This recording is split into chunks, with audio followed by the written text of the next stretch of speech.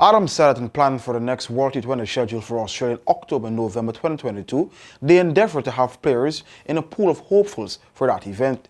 He was speaking on the heels of questions about the future of talented players who have continued to have fitness issues which prevent their selection.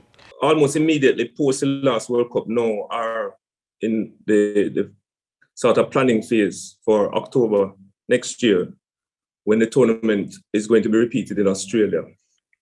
And part of that process going into that tournament is going to be the identification of a core group of players.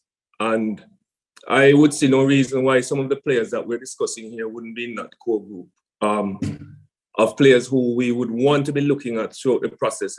In the lead up to this World T20, there are approximately 25 international matches, and there are youngsters who Cricket West Indies feel are very talented, and they want to have them involved in this process. Once the players are identified in the next couple of weeks, the plan is to have conversations with each player to address the issues preventing their selection, since Cricket West Indies want to select from a wide pool.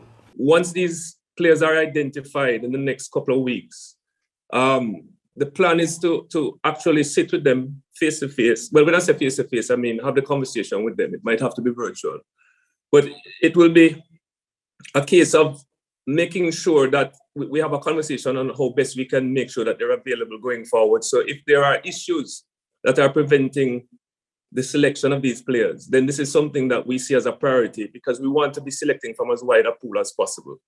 So while they might not be selected for this tour, the plan is not to sort of out of sight, out of mind. We want to have these players available. We want to have them ready for international cricket. And we want to see them coming into the fore in terms of the next generation of T20 players.